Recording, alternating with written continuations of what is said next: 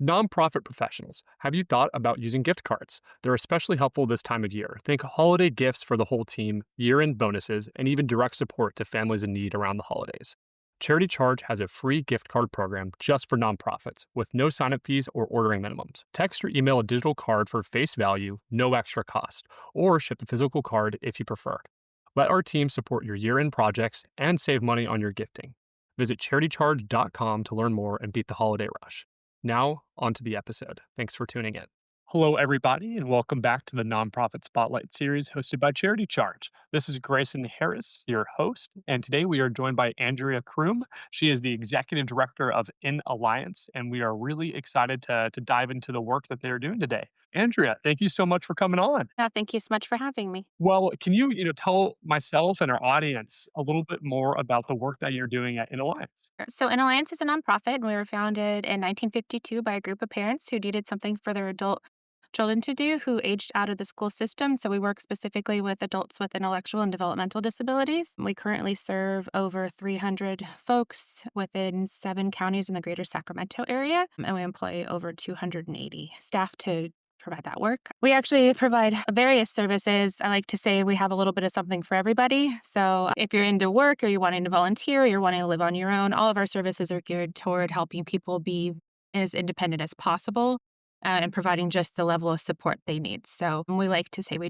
have an open door policy. So no matter what level of need somebody has, we have the supports to supply it.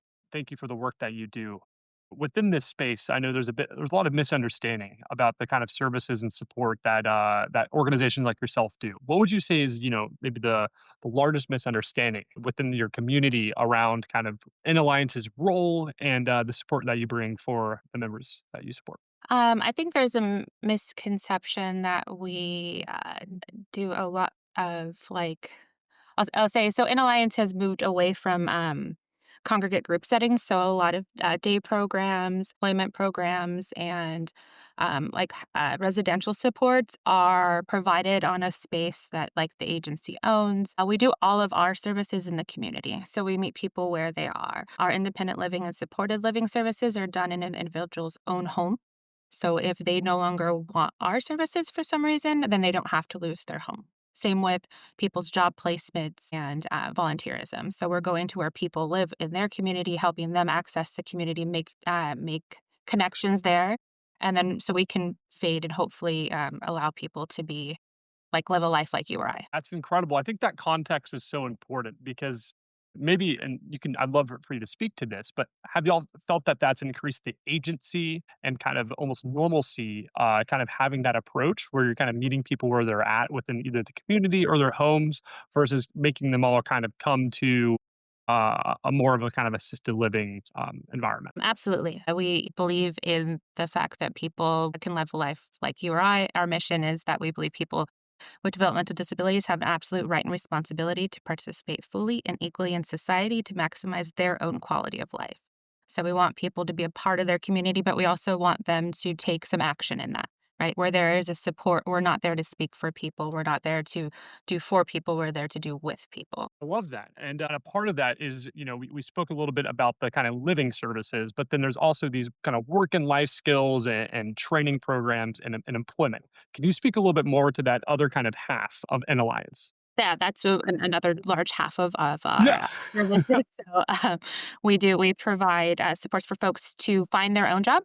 So we help with we call it job development, and we have various programs that help with that. Some people might need a little bit more support in figuring out what it is they want to do, what their skills are, and accessing kind of like paid employment where someone might want to go work at Safeway. So we assist them with that whole application process and then help them learn that job. And then we fade where we have individuals who are maybe just starting to explore that, where we will have can help them find volunteer sites to build that resume up and build up some of those skills. And we also have our work and life skills program that you mentioned, which is also a pre-employment program where we partner with local community members and other businesses to provide a service where we provide a group of folks with disabilities and a job coach to go provide a service. So we have a large contract with UCD Medical Center here in the Sacramento area, and we provide some janitorial services. We've had that contract since the 1980s. So it's been a strong partnership. And we've had people who work there on our contract side. So they are employed by InAlliance, but then have excelled and got hired on in the UC Davis system, which is actually quite difficult to do for even folks without the support. That's incredible. We've had a few organizations on that do this kind of workforce readiness. And Mhm. something that they've described to me is that it's kind of a two-part challenge. There's the foundational skills in terms of communication, kind of those aspects of it, or some people call them soft skills. Yes. And then there's also access, right? Those are kind of two of the large challenges. How would you say your organization kind of approaches those two things? And would you agree that that's kind of a part, like the challenge that members of your community are also facing? Yes. So soft skills definitely something that we do work on with folks. I mean, staff included, but working with people to do that, and that's what that kind of job readiness is.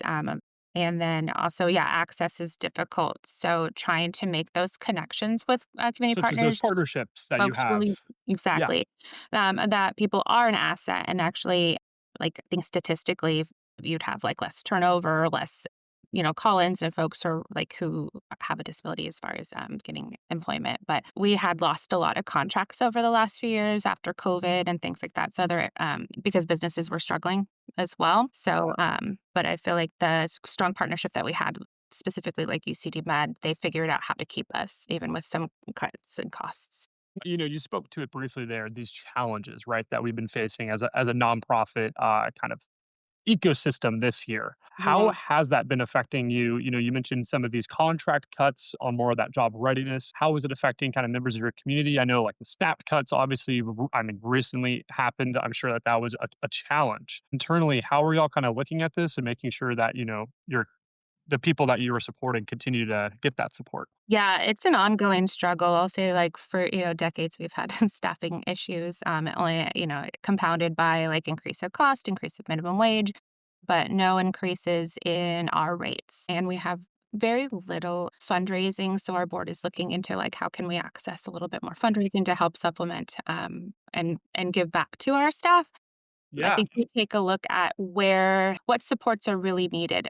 During like COVID time, I'll say like I kind of leaned up some of our administrative roles and really looked at what was necessary to provide the services. So that's kind of where I've been gearing the looks as we go forward of like where is the best bang for your buck, for like lack of a better term, that ensures that our folks are supported and our staff are supported. Where can you find those efficiencies? Exactly. Some past guests have also kind of mentioned leaning on the community during these times. Like your partnerships or your collaboration or funders and donors.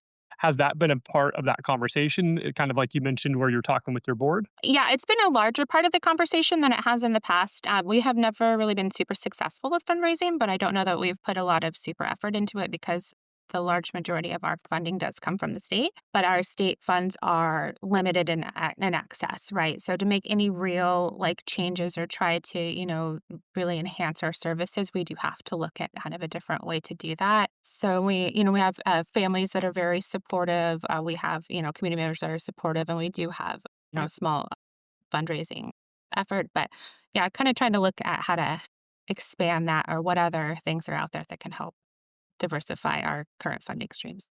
Yeah, and you mentioned driving these efficiencies, and I think that makes a lot of sense too with your background. Can you speak a little bit more to kind of how you've grown within the organization? I think you've been there now over 20 years. Is that correct? Yep, just a little over 20 years. Okay, So I've been and you started more on the program side, right? I did. Yeah, I actually started in our supported living. So on our home side, I was a case manager, and I had come from a site-based day program as well. So I've been doing kind of in this field by accident for over 20 years after I graduated with a social work degree, trying to figure out what to do Yeah. with that. So I was a case manager, then I ran our independent living services, I ran our supported living services, both of those services. And as folks were retiring, I kind of just moved up the ladder. I really like believe in what we did here, and it was a really easy thing to do to be like, yeah, everyone should have a life that's they want to live. So it hasn't been real hard for that. But I went back and got my master's in public administration because I know that like kind of that's a little weird for nonprofit, but because we do kind of roll them on the side of like Over that it's few pieces. contracts. And I started to really kind of get into how that was over the last 10 years or so. So kind of go into that. And then became the executive director after a little while of that too. So, and now I spend some of my time in that kind of legislative space, which I do enjoy. Got it. And something you mentioned, a little bit earlier in the conversation is staffing challenges. Yeah. And y'all kind of have it twofold, right? Both nonprofits and the human service side, which Yeah. both experience a lot of turnover on their own. How have y'all navigated that? I'm sure it is a challenge, but is there anything that you have learned kind of during your time here that has really helped build and retain incredible team members at the organization? Yes. So again, Yeah. since I've been here for, over a few decades and in a spot where I was trying to hire pretty much that whole time, there's always been a staffing issue. There's always going to be a funding issue. And it is a hard job. And we do ask a lot of people, of folks. So what we really do have to look at is that like intrinsic piece of why people want to be here. And so actually over the last 4 years or so, we've been kind of doing what I call like a mission check. So have we drifted? Where are we? Trying to get back on track with that, tapping into kind of our like ensuring that we allow people like the time that they need, being like a understanding partner in this mission here. We've developed a new training track for our managers to help also for them to be like better listeners and kind of tap into the why they're here. So then that can kind of filtrate out to our staff Yeah, as that top-down kind of approach. well. Yeah, I love that. So you mentioned this kind of mission check. I think that's really interesting. Can we dive a little bit more into to what that means and kind of how y'all executed that over this period of time? Yeah, actually, I had a little I didn't say this earlier, but I had, like, a little bit of a health issue, and I was out for a little while, and I came back, and I was really thinking, like, while I was on leave, are we say we're doing all these things, but are we? And is everyone in the room really believing that too? So I kind of went back to our managers, which we do have a lot of longevity within our agency, kind of in a weird way of that too. Like a lot of the leadership here is homegrown. Like I call myself homegrown, and we've been here for a while. Yeah, Even within our support living, we have people who just hit 30 years for direct support. But we talk about being person centered. We talk about systematic approaches to supporting people. So I wanted to get like our kind of expanded leadership in the room and figure out, are we all saying the same thing and do we all mean the same thing? And you know what? Lovely and surprising enough, we're all on track. So that was good. Kind of brought that to the board. We revisited our values. We kind of mhm, came up with a new purpose statement, and then we decided on some values of what that means for not only our folks we serve, but also our staff. great. And I think something that's really interesting to kind of dive into is with the nonprofit space. Whenever an opportunity comes across your plate, it's oftentimes challenging to say no if it doesn't align with your value. Do you have a system to work through something like that and see if it's in alignment with the mission and the values of your organization? That's a great question. Yeah, because I think sometimes we've been asked to do certain things and it's like outside of the scope of who we work with. But if it does kind of align with I guess I'll go back to what we've figured our values are like inclusion, respect, empowerment, collaboration, integrity, and compassion. So if we're helping in some part of inclusion and helping people be where they want to be, it kind of falls in that. We just vendorized with our regional center. That's we're funded through the state through the regional center to start a new program called Coordinated Career Pathways, which did kind of veer outside of our mission, not totally, but like serving folks because we work with adults, so it was serving children or like school age kids. So I did kind of bring that to the board, but it's that I look at it as that was a gap of services for people that kind of once folks age out of the school system, there's kind of this in between where a year or two and you don't really know what you're supposed to do. You don't know where you're supposed to go. And these services can really help kind of bridge that gap as far as where kids want to go, like employment wise or what they want to do. So it's kind of a nice piece of that. But it was that, like, does this fit? But I think it fits because it's going to help people find their way.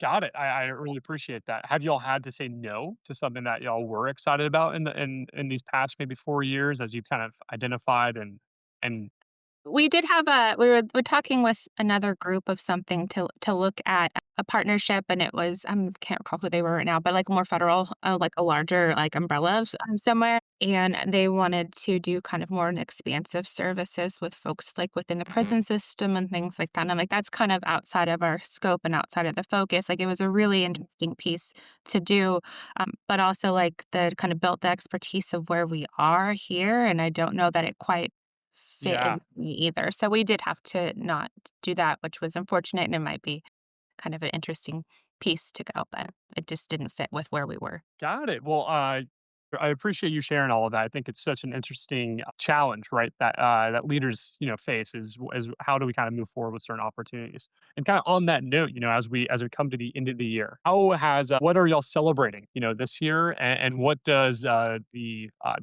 future look like for an alliance? Um, Going forward in this next few years, we have kind of rearranged our internal structure where I'll have some ability to kind of be more outward facing, maybe making some of those more connections. We've had some folks retiring and moving on. So we have this new group of like leaders that we're able to kind of help guide in a new way of supporting an alliance. So it's kind of celebrating our I think we're celebrating our past, but taking a look at what we're going for, going forward right now. Kind of again the realignment. Where are we? Let's get some training. Let's get some actual skills going for folks, and really build those who are interested. Uh, and what does how can our community get involved with what y'all are doing, either maybe within their local community, but also maybe out there in California too? Well, yeah. So, well, we're always looking for, community partners. Again, we have people that are looking for jobs, for volunteerism. We are a nonprofit, so we do take donations, and donations go directly, to our mission, to the folks that we support. And we have folks looking for places to rent, to live. Is open to chat more and connect more about what that exactly looks like. Amazing. Well, Andrea, thank you so much, for coming on and sharing more about kind of your perspective within your role and the organization as a whole. It really sounds like y'all are doing incredible work for your community out there in Sacramento. And thank you for coming on the show today. Thank you so much.